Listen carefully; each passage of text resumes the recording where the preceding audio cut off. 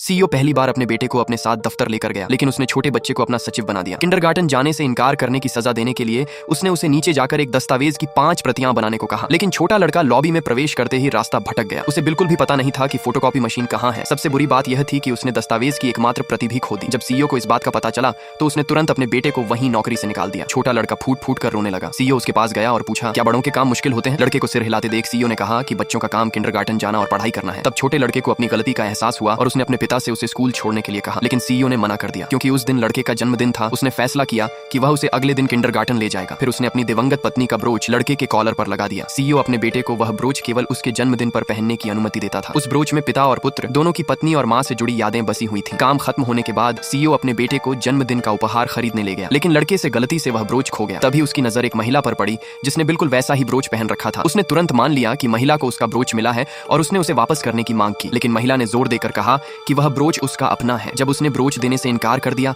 तो सीईओ ने सुझाव दिया कि वे दोनों सुपरमार्केट की सीसीटीवी फुटेज देख लेते हैं। महिला ने सीधे मना कर दिया क्योंकि उसे अपनी बेटी का जन्मदिन मनाने जाना था। जब वे दोनों बहस कर रहे थे तभी छोटे लड़के को अचानक अपना ब्रोच अपनी जेब में मिल गया। सीईओ तुरंत उलझन में पड़ गया क्योंकि वह ब्रोच उसकी पत्नी ने अपने हाथों से बनाया था। वह समझ नहीं पा रहा था कि उस महिला के पास बिल्कुल वैसा ही ब्रोच कैसे हो सकता है। जब तक उसने उसका पीछा करके उससे पूछताछ करने की कोशिश की तब तक वह मॉल से जा चुकी थी। उसे लगा था कि अब उनकी मुलाकात कभी नहीं होगी, लेकिन अगले ही दिन उसने उस महिला को फिर से देख लिया। उस समय वह उसकी कार की खिड़की को शीशे की तरह इस्तेमाल करके अपना मेकअप ठीक कर रही थी। यह एक बड़ा संयोग था। जैसे ही उसकी नजर महिला के सीने पर लगे ब्रोच पर पड़ी उसने कार की खिड़की नीचे कर दी। महिला यह देखकर चौंक गई कि यह उसी की कार है और तुरंत शर्मिंदा हो गई। वह वहां से जाने की कोशिश करने लगी, लेकिन उसका पैर फिसल गया और वह गिर पड़ी। सीईओ तुरंत कार से बाहर निकला और उसका हालचाल पूछने लगा। ब्रोच के बारे में जानने की इच्छा से उसने पहल करते हुए माफी मांगी और उसका संपर्क नंबर मांगा। महिला अपना नंबर देना नहीं चाहती थी। हालांकि सीईओ ने अपनी कार पर पड़े खरोंच के निशान की ओर इशारा किया। तभी महिला को एहसास हुआ कि उससे गलती से कार पर खरोंच लग गई थी। उसने अपना फोन नंबर लिखकर एक पर्ची कार पर चिपका दी और वहां से चली गई। कुछ समय बाद महिला अपनी बेटी को किंडरगार्टन ले गई और उससे कहा कि वह छोटा ब्रोच बांट दे। अनपेक्षित रूप से उसकी बेटी और सीईओ का बेटा एक ही कक्षा में निकले। लड़की ने लड़के को अपनी मां द्वारा बनाया गया एक हेयर क्लिप दिया और दोनों बच्चे दोस्त बन गए। उसी समय शिक्षिका ने सभी अभिभावकों से कहा कि वे अपने बच्चों के साथ प्रेम विषय पर एक चित्र बनाएं। लड़के ने सीईओ से सूरज बनाने के लिए कहा, लेकिन सीईओ ने जिद की कि वह काले और सफेद रंग की तस्वीर ही बनाएगा। जब दूसरे बच्चों ने वह चित्र देखा तो वे लड़के का मजाक उड़ाने लगे क्योंकि उसका चित्र सबके चित्रों से अलग था। महिला ने सीईओ से पूछा कि क्या उसने विषय को गलत समझ लिया है, लेकिन सीईओ को विश्वास था कि उसका चित्र बिल्कुल सही है और उसने आत्मविश्वास से कहा कि पहला पुरस्कार निश्चित रूप से उसी को मिलेगा। तभी शिक्षिका ने प्रतियोगिता के विजेता की घोषणा कर दी। प्रथम पुरस्कार महिला की बेटी को मिला। सीईओ तुरंत